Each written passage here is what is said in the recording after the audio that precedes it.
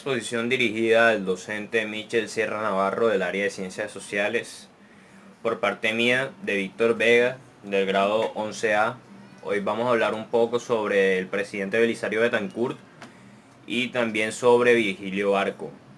Empezaremos con Belisario Betancourt.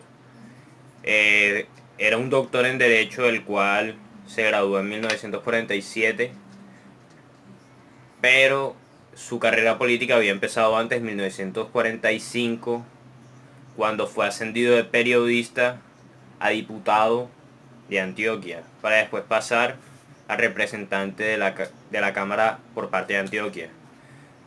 Él también era reconocido como una de las personas que se opuso a la dictadura del general Rojas Pinilla, lo cual lo llevó a la cárcel debido a que iba en contra de las palabras que daba el mandatario. Fue un precursor del Frente Nacional y miembro de la Asamblea Constituyente entre 1953 y 57, donde proclamó que Laureano Gómez era el verdadero presidente del país, en vez de Rojas Pinilla, que había tomado el poder por medio de un golpe de Estado. Este se ejerció como ministro de Trabajo en 1963 y se le caracterizaba por ser alguien que defendía a los trabajadores y a los ricos, los bajaba del pedestal en el que se encontraron durante mucho tiempo, ya que él proclamaba algo parecido al populismo y al socialismo, que era que le daba las mismas oportunidades a todo el mundo, y esto a los ricos no le gustaba. Él se postuló para candidato presidencial en 1970 y 1978, pero nada más consiguió el puesto hasta el 30 de mayo de 1982. Esto fue un hecho recordado debido a que esta elección se ganó por medio de una de las votaciones más grandes de todo el país en la historia.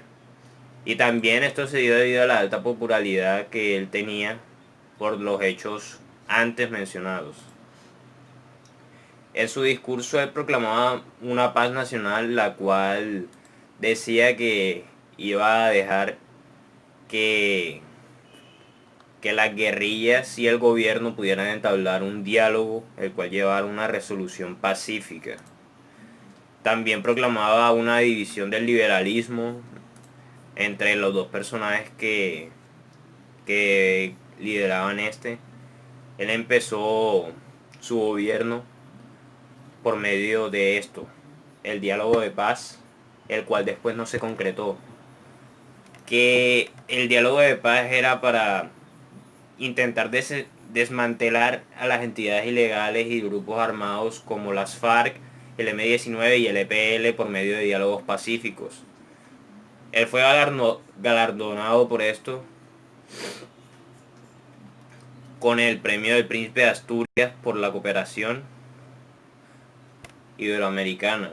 Pero este, este después incumplió el trato que él había hecho con las distintas guerrillas, sobre todo con el M-19, ya que este hizo la toma del Palacio de Justicia, en la cual ellos proclamaban que el presidente Betancourt había roto el proceso de paz por medio del cese al fuego, el cual se había reanudado de forma unilateral. Esto hizo que el presidente mandara a sus tropas a recuperar el palacio, lo cual pasó 3 días después. Después de esto se dio también la masacre de Armero, la cual estaba prevista desde hace mucho tiempo por medio de varias entidades internacionales y nacionales, debido a que el volcán del Nevado del Ruiz estaba dando muchas señales de erupción. Primero por medio de los movimientos sísmicos y después las fumarolas que este mismo emitía. Esto se dice que fue una tragedia que pudo haber sido evitada, pero la cual ocurrió debido a que el gobierno de Betancourt decidió hacer caso omiso a las distintas advertencias que dio las distintas entidades internacionales y nacionales que decían que tenían que evacuar Armero debido a que era una zona de riesgo ahora mismo. También el presidente de Betancourt es recordado por la ley de elección popular de alcaldes y también por permitir que las mujeres llegaran al poder a puestos con caracteres de ministerios y viceministerios. Ahora pasaremos a hablar del presidente Virgilio Barco, un ingeniero civil el cual tuvo que enfrentar muchas contrariedades a lo largo de su gobierno. Ya veremos por qué. Virgilio Barco, el cual es reconocido por ser uno de los presidentes que les tocó una de las épocas más difíciles de todo el país. ¿Qué época es esta? La época de entre 1986 y 1990, en la cual el país se enfrentó al terrorismo y al desafío al Estado por parte de los narcotraficantes como el cartel de Medellín y el cartel de Cali, representados por Pablo Escobar y Gonzalo Rodríguez Gacha.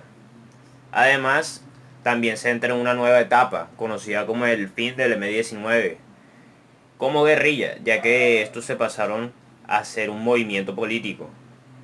El estímulo de estudiantes universitarios que crearon el plebiscito en las elecciones de marzo del 89 para la realización de una asamblea constituyente que reformara la constitución de 1886. A esta se le denominó la séptima papeleta, un tema que nosotros ya tratamos en una actividad durante las primeras 2 semanas de esta cuarentena, que se trataba de un papel que colocaron en el periódico en el que decía: yo quiero una reforma constituyente, y esto se depositaba en las urnas y así fue como se llegó a la asamblea constituyente que se dio por medio de la séptima papeleta, ya que fue un movimiento creado por estudiantes de derecho de distintas universidades de todo el país, pero sobre todo del interior.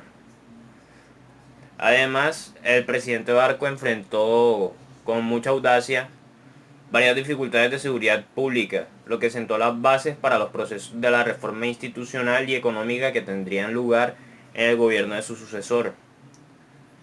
Algunos de quienes hicieron parte de su gobierno, como César Gaviria, el ministro de Hacienda y de Gobierno, también conocido como el presidente después de Barco, Manuel José Cepeda, el promotor de la séptima papeleta, Rafael Pardo, el consejero para la paz en ese entonces, Martín von Hildebrandt, el director de etnias del Ministerio de Gobierno de Barco, y Malcolm Deas, asesor de la Consejería Presidencial de la Defensa y Seguridad.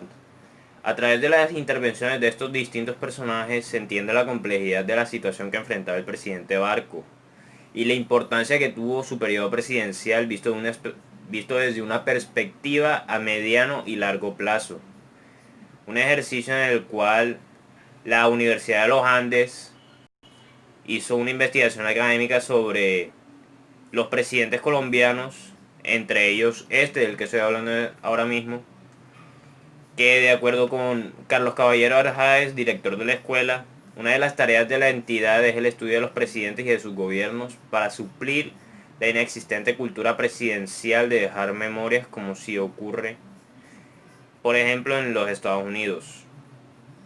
Además, Barco también era conocido por ser un presidente liberal en todo el sentido de la palabra, debido a que a lo largo de todas las dificultades que él presentó en su gobierno, la lucha contra los carteles del narcotráfico y también la parte esta de la conversión del M-19 hacia un partido político, todo se dio gracias a este trato que él daba de evitar las medidas represivas y que más bien buscaba siempre salidas más democráticas que hacían que este ejercicio resultara más natural y menos forzado por ambas partes. También después del final del gobierno de Barco en 1990 le sigue César Gaviria, Y esto ya sería todo sobre el presidente Virgilio Barco y un poco sobre su administración presidencial. Gracias, espero que les haya gustado el video. Y quiero dar mención a la Universidad de los Andes de Colombia, fuente de la cual he sacado el material de Virgilio Barco, y al canal de YouTube de Sirvesai Inc., en la cual he sacado la información del presidente Belisario Betancourt. De estas dos fuentes es que proviene esta exposición. Espero que haya sido de su agrado. Gracias.